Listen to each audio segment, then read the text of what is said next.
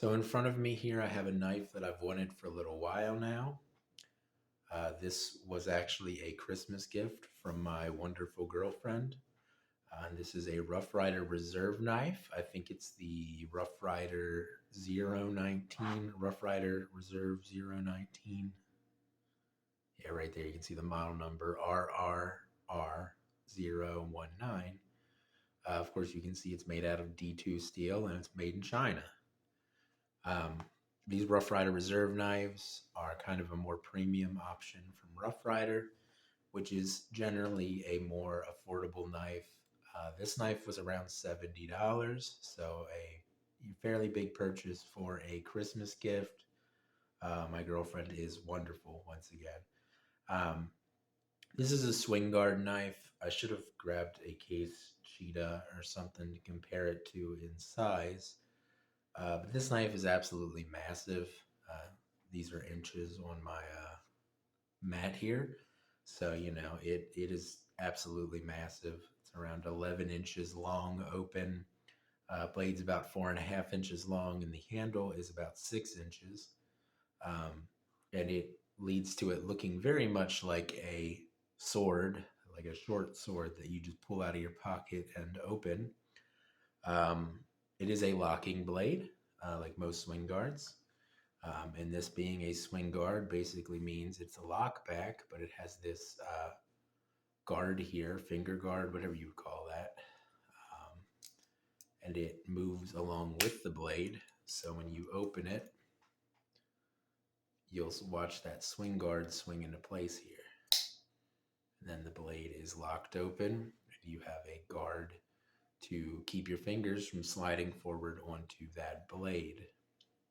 I don't know when the swing guard was invented, but I know the case cheetah is one of the more prevalent swing guard knives. And I think originally case cheetah was supposed to be like an auto knife, but sometime in the early 20th century, mid 20th century, there became this like weird fear of switchblade knives, and they became kind of illegal a lot of places, maybe even federally at the time. I'm not sure. But anyway, I think that's why the swing guard was originally invented, was because it was like an auto knife, and I guess it was the idea of it was like a defensive thing. Maybe I don't know.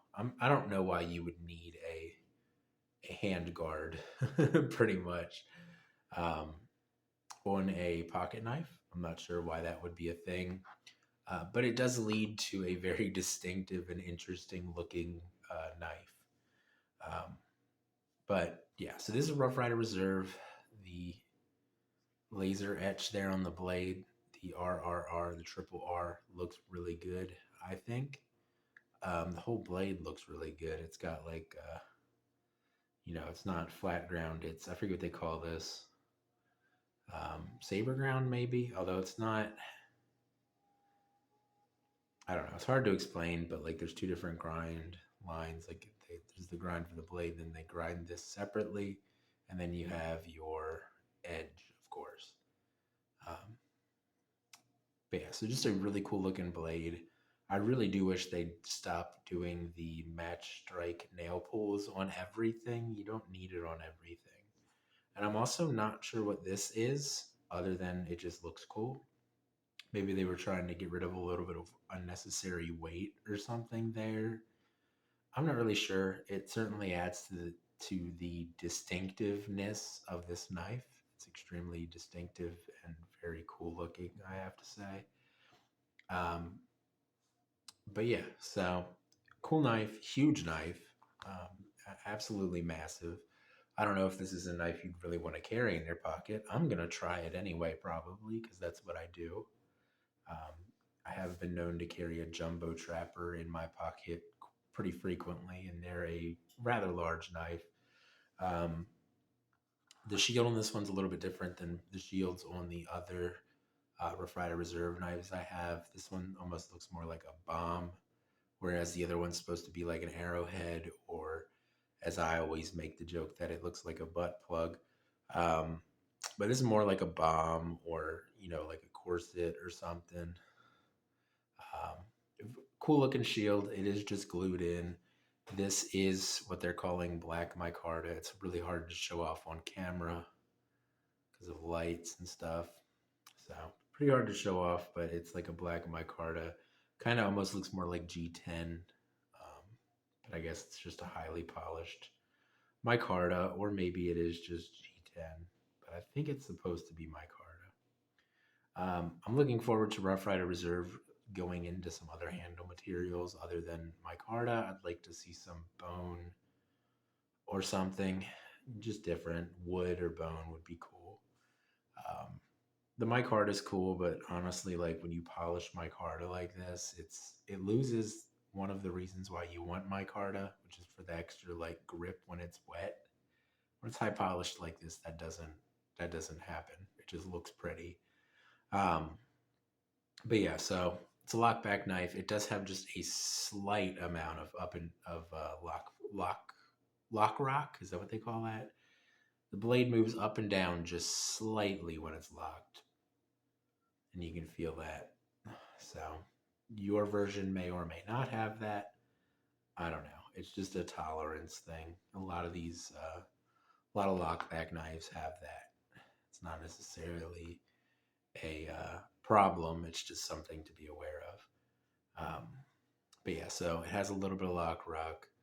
Not the end of the world or anything. The swing guard doesn't move very much, which is cool. Some swing guards, like the swing guard, it moves a whole bunch.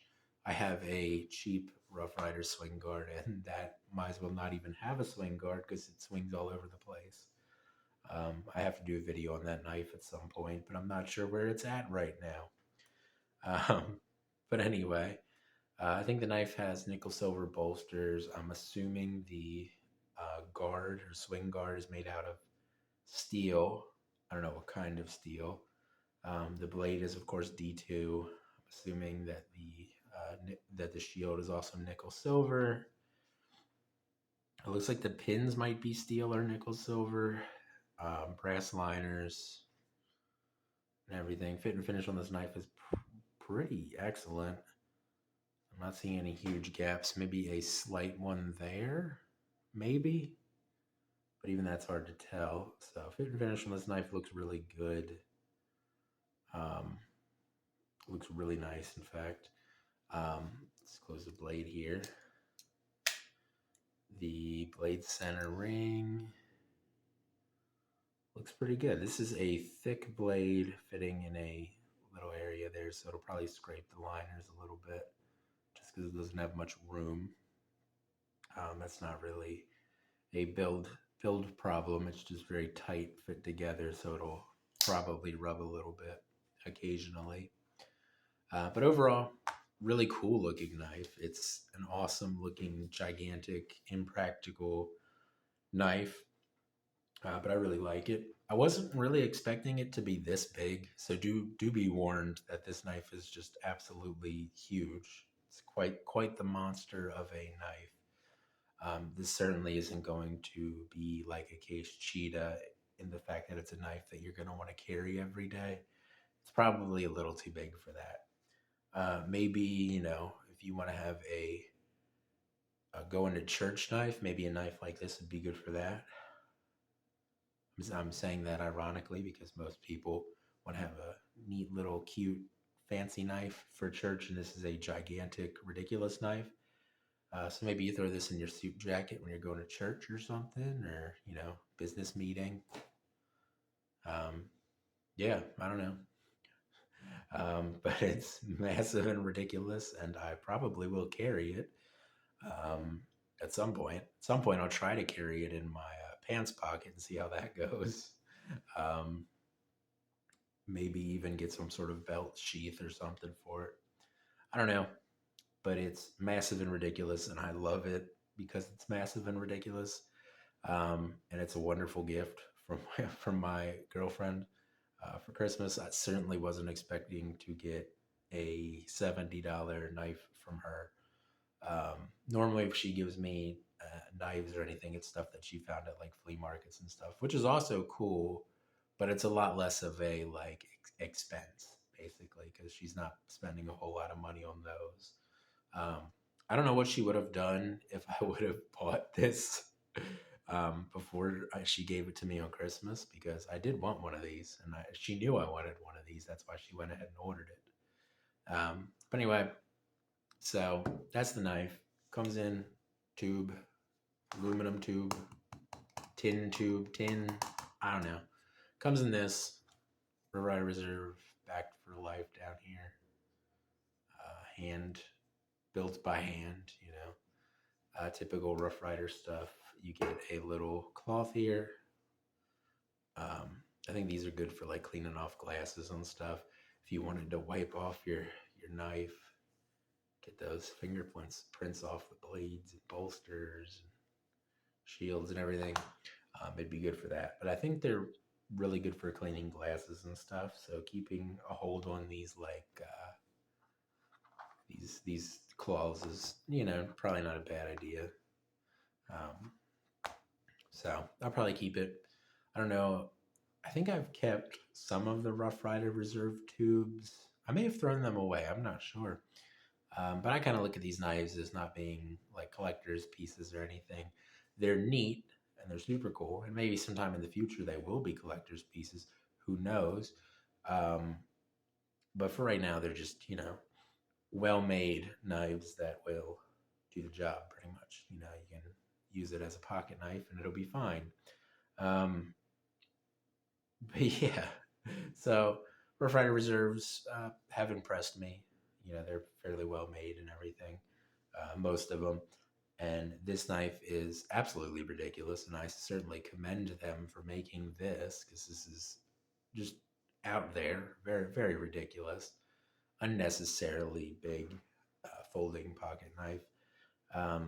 But I really enjoy it because of how ridiculous it is. So probably not a knife you want to carry or buy if you live in a big city or something. I guess it'd probably be good for like camping. I don't know. I'm trying to figure out an excuse for when I can carry this. Certainly wouldn't want to carry it in any kind of environment where you'd be worried about people thinking you have a weapon, because I think it could be argued that this is a weapon. Of course, you and I know that knives are not weapons, they are tools. And of course, misuse of tools is never the tool's fault. But knives are tools for opening things, cutting things, stuff like that. They're not weapons. Now, they can and have been used as weapons, but once again, a tool is not responsible for somebody misusing it. Anyway, go on my little rant about knives not being weapons, as I do quite often, because it's crazy that people think that me carrying a pocket knife means I'm a dangerous person who's gonna like stab somebody or cut somebody or something. I just want to open this box or cut that sandwich in half. That's all I care about doing. But yeah, so cool knife. I wouldn't recommend it if you live in a big city or urban area filled with people that are scared of their shadow. But if you just like ridiculous knives and you like Swingguards perhaps, and you're a fan of the Rough Rider Reserve series, maybe go ahead and order one of these because it's pretty cool. But that's pretty much how I feel about it. Let me know how this video came out. I'm trying a new setup here. This room's a little bit, it sounds kind of echoey, but I think it'll be fine on the phone. The tripod might be moving a little bit because I have it between my legs right now. Don't make jokes out of that. Please. But yeah, so let me know how the video quality is and how the audio is and everything. I'll be able to hear a little bit, but I like to get other people's opinions. But other than that, that's going to be it for this video. I will see you guys in the next one, and I hope you have a good day.